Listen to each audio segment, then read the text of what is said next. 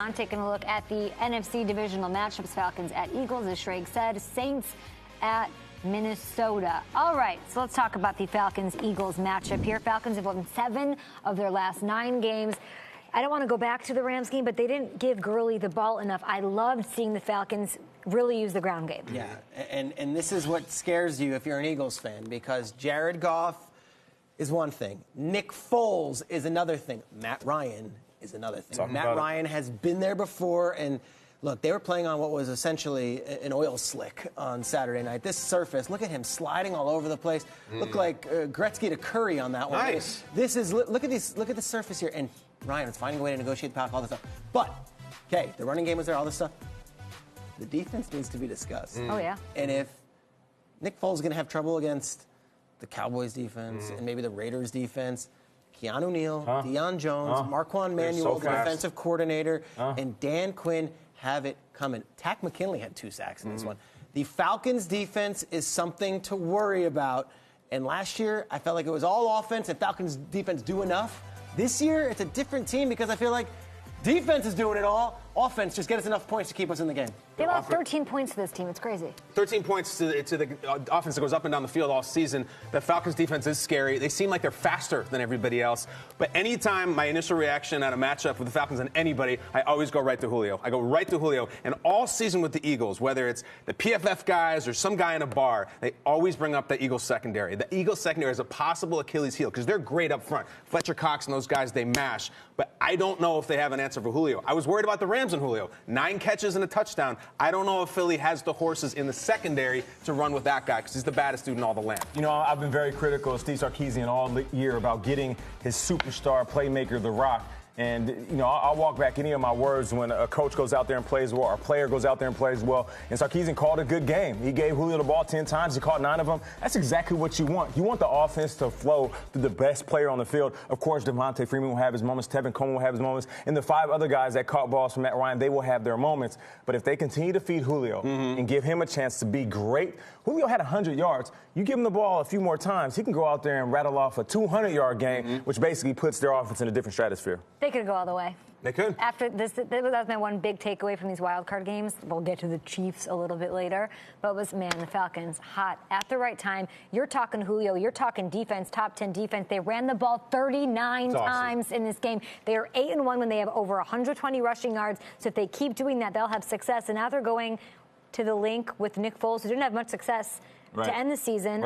I don't know how he's going to fare against such a wildly talented, underrated defense. And I will always be the one to say, okay, but let's look at the other side here. You're the Philadelphia Eagles. You're the number 1 seed. You do all these things. You earn home field. And you're sitting back on your couch right now, and not only our show, every show on ESPN, every show on NFL Network, everyone, oh, the Falcons will beat the Eagles. The Falcons are favored over a 1 seed in their building as a 6 seed.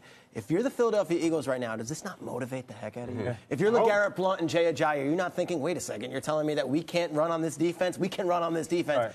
And if you're not Nick Foles thinking, man, would I love nothing more than to shut everybody up and have a game? And not to mention, 2-3 weeks rest. Your body's feeling good. Your mind's feeling fresh. And they've been game planning for 2 weeks up against the Atlanta offense and Atlanta defense. So there's an advantage to be sitting at home game planning for a squad that you knew you were going to face. I mean, this isn't a cakewalk for the Falcons. Like, we're going to hype them up, and of course, we love Atlanta. They're so fast. You guys are. They're fast. Good. I'll be the bulletin board material for the Eagles because why didn't they do it against the Cowboys and the Raiders? They have such a tough test at home. Eagles fans better show up. They'll be a big part if they do get the win. The crazy thing is, Peter, tell me if I'm wrong. The NFC title game could still be in the Superdome? Yeah. If New Orleans wins and Atlanta wins, it goes. That's nuts. But I mean, I got business to take care of first. But first of all, you can use it as a bulletin board material. The Eagles, I think the Falcons should be favored. They genuinely should. And listen, they had that rest and everything. The Rams had rest too. It didn't work out very well for them. Well, let's talk about those Titans though, because they deserve our respect. And we were talking about the postseason, and we have recency bias here. And what we don't do is look at a full resume of the regular season, which you're not supposed to do in the postseason. It is a brand new season. It's literally a brand new year.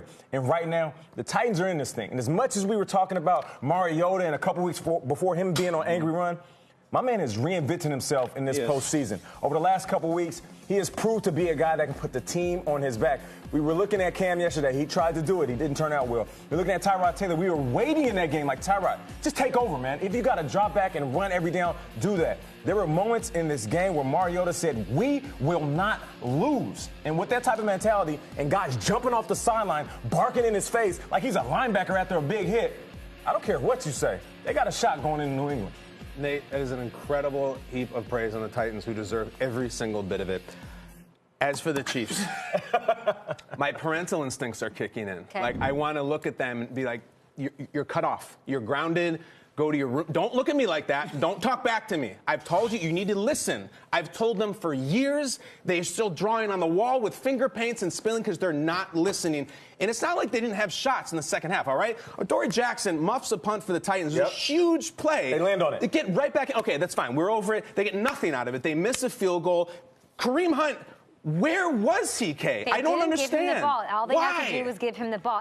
We've made this point on the air. If I know that Kareem Hunt in the second half heats up and it's so much more productive in the first half, how can you go away from him? Andy Reid said at the podium, yeah, maybe we could have gotten him the ball more. That's wild. I mean, that's tough for me to swallow. It is. In the post 28-3 Kyle Shanahan world, how do you not run the ball with the NFL's leading rusher in the second half? Just give it to him. The history of it being, first of all, they're at home. They have better players. The Titans have never been in a playoff game in the last 10 years, and Kareem Hunt was the NFL's leading rusher. Mm-hmm. It wasn't like, okay, so with Atlanta, they're 28-3, and their whole thing last year was aggressive. Just throw. That's how we're going to win games.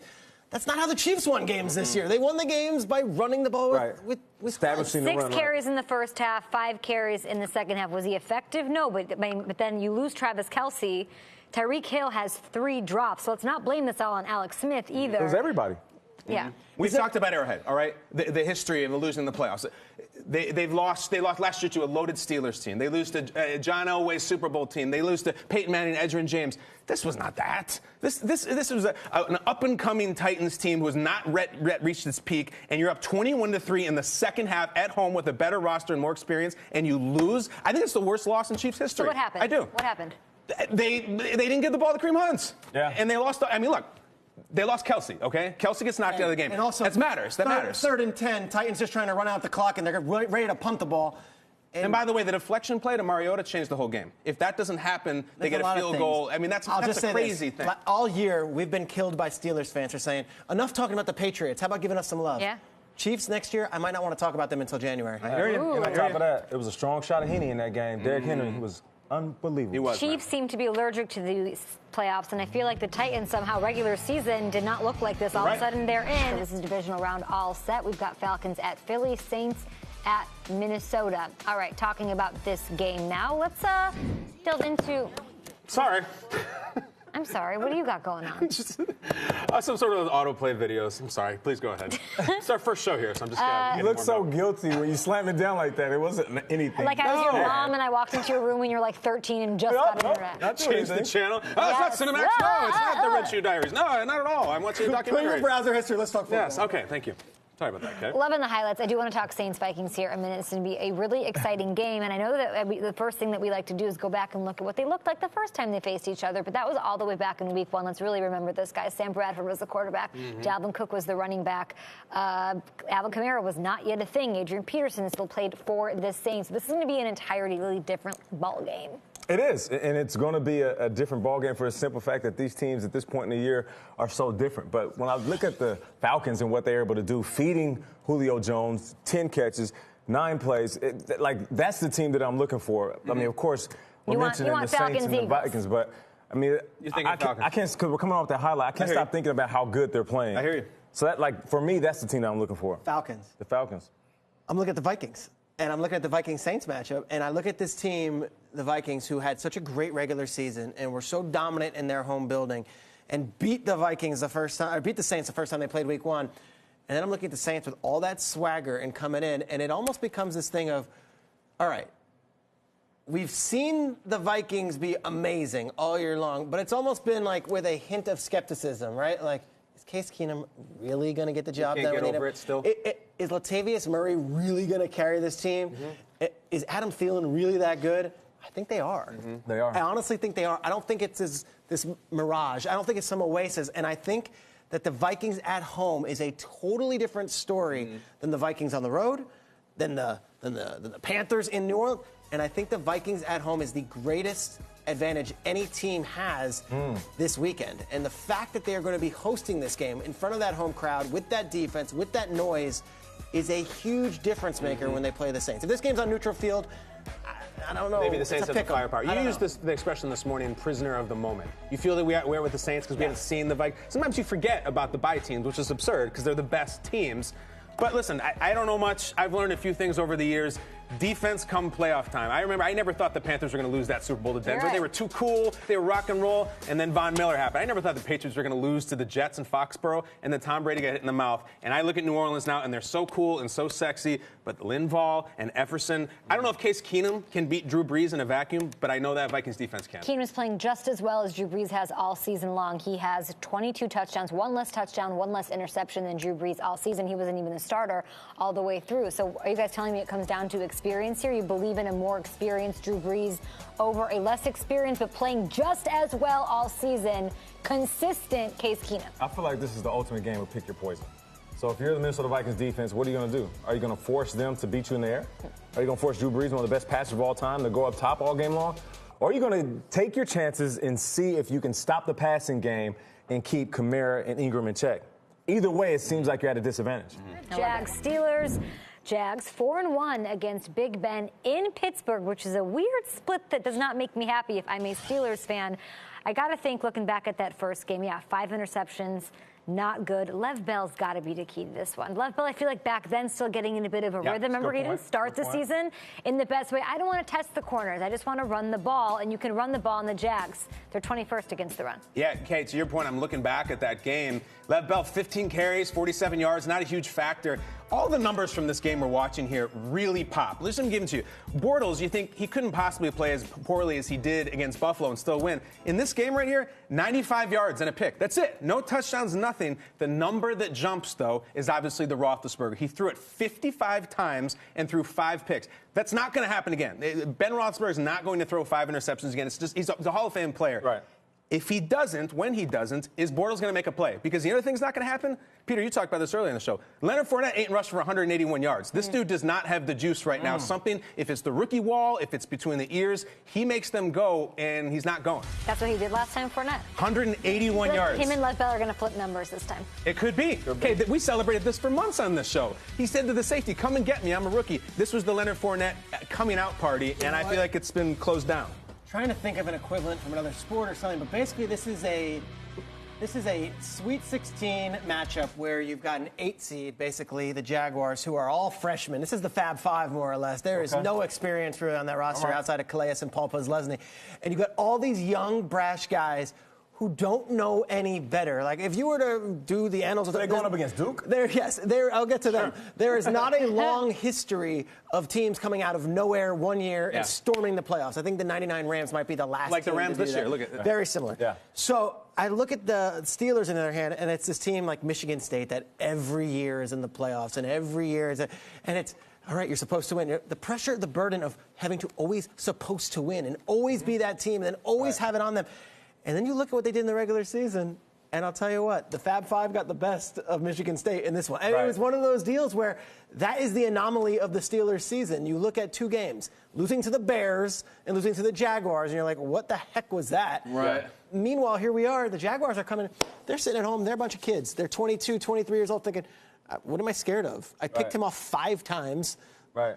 Jalen Ramsey has faced every top tier. Antonio Brown's hurt. I mean, I haven't But faced. it's not about Jalen Ramsey. It's about Jalen Rose. Blake Bortles is the point guard. The offense goes through Jalen Bortles. I mean, I don't know. I don't know if he has the game like that. You know, I started off the show earlier today, and I was talking about why the Jaguars have a chance. And, you know, I basically stated the facts that KB was saying. They won the first game, and they beat them down. They're a team that's coming in. You don't know what you don't know, and they're playing at a high level. Regardless of what you want to say about their offense, their defense is one of the best in the postseason, if not the best. I get a tweet immediately during the show. Last week, you're all about the Steelers. This last segment, you're 100% Jags. What's the strategy? Or what strategy are you talking? Now, I responded by saying, I speak about the game objectively. I don't cheat the fans by being biased. I want to tell you about each team and why they each have a chance in each game. Sure. And the guy responded, no, you're 1,000% made for TV. And then he went on to talk about D'Angelo, how he made us all the clowns. So immediately I blocked him. I don't play that. But my point I'm trying to make is, I'm going to sit here and tell you why this game is going to be amazing. And I'm not going to be biased, and I'm not going to stroke your ego if you're a Steelers fan.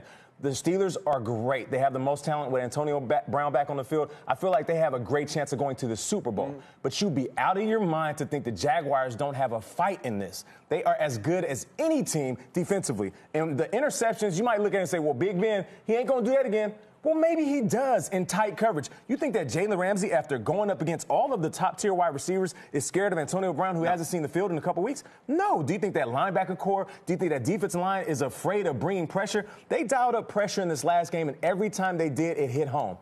So a guy that's going to sit in that pocket, Big Ben, who we know is a big frame, he's going to sit there like a statue and drape guys off of him. What if they do get to him multiple times? What if they do close those windows? And what if those receivers are smothered by DBs and those tip balls turn into interceptions, and all of a sudden you got the Jaguars in the lead in Pittsburgh? It could happen. I want to go back to what you – so you're basically laughing in the face of experience. Yeah. Like, everybody talks about experience being the thing that separates you. We're confident in Drew Brees going into Minnesota because he's been there and done that. Tom Brady, and you're saying it's inexperience that's going to help propel them. But it's not an inexperience of a team that's saying the right thing and towing the line. Okay. It's the inexperience and the brash, raw attitude of a team that is enjoying that and savoring it. They don't know any better. I like this. You talk to Jalen Ramsey, you would think he is convinced they are better than the Patriots and the Steelers. You would have thought that last year, though, with Jalen Ramsey. Perhaps. Perhaps. He thinks he's better than Steve Smith, and probably today he would still say it again. This year, right. He's a first-team All-Pro. He's the best Second-year corner. player. Him and Darius Slay won All-Pro. I mean, It's crazy. this is what I would say. Yes. I don't see a scenario, and maybe I'll be wrong. I don't see a scenario where those Jaguars guys will walk in scared and will look like the Rams did on Saturday night. I don't see a situation. Yeah, I think you're talking about the defense, though. This game will be won and lost with the Jags' offense. I know the defense. Right, what do they really need Blake Bortles to do? He had less than 100 passing yards and an interception, and they won the game. Right. Are you talking about the first time against? Yeah. It's because Ben threw 5 picks. I don't think Ben throws 5 picks. So he's going to have to step up. Yeah, I mean, they got to score some points here. You got to make a player, too. Yeah, I mean, I got a question. Is there a scenario where the Steelers are looking ahead to the Patriots? I don't think so. I feel like they're dialed in for this one. And Big Ben he asked for this, right? He said, I want the Jags. Yes. And I do feel like this. Let me give the Pittsburgh Steelers credit. The home field advantage is absolutely real. Getting Antonio Brown is going to be like a jolt to your system. And, of course, Ryan Shazier, they're playing for something. They're playing for a guy who they absolutely love. So it's going to be tough. It's an uphill battle for the Jaguars, but it's going to be a good one that they're ready for. Let me ask another one. Is there a chance this one's 55-0? Steelers just blow the doors off the Jaguars? It could be. Yeah. If Blake Bortles goes out there and blows it. Yeah, I mean, it's the Jags offense. Jalen Ramsey's awesome. We know that. He's going to battle. He's going to talk. We love it. We love Calais Campbell. It's the Jags offense because I can't tell you Bortles is going to be bad, but I sure as hell can't tell you he's going to be good either. Yeah. No idea. One thing I do disagree with you guys on is that I feel like Leonard Fournette is going to have himself a day. I get it. He looks like he hit the wall. It might be that injury that he had during the end of the season. There was no space for him yesterday. There was no space and there was no explosion, but I feel like he's going to spend this week. He's going up against a guy who some say is the best running back in football. You don't think that's motivation in itself? I remember being in the postseason, looking across the sideline and seeing legends that I looked up to. And all of a sudden, I'm playing a better game, shocking myself at halftime. Like, what am I? Do I got 100 yards already? That's the type of game Fournette is when he looks across the sideline and he sees Le'Veon Bell, a guy who most likely looked up to the last couple years. Let me ask you one, sir, Mr. Question Asker. Why do you think Big Ben wants them? He's played them 5 times in his career, and he's only won 1 game. Do you believe him that he wants them? Yeah, I think a lot of Big Ben is about pride and redemption, and he wants to go through the path where he could say, check mark, got him, check mark, got him. Ben's beaten Peyton Manning in playoff games. Ben has beaten a lot of great, Joe Flacco in playoff games. I think the fact that he's had a losing record and David Garrard and the Jaguars beat him in 2007 matters. And I don't think he likes that 5-interception game coming up every single day, which it will this week. Imagine the legacy he wants. You're saying he wants pride and redemption. He does that. What if he beats the Jags? Then he goes on to Foxborough to beat the Patriots. Check. Legacy done. On his way to 3 rings? That's a different conversation.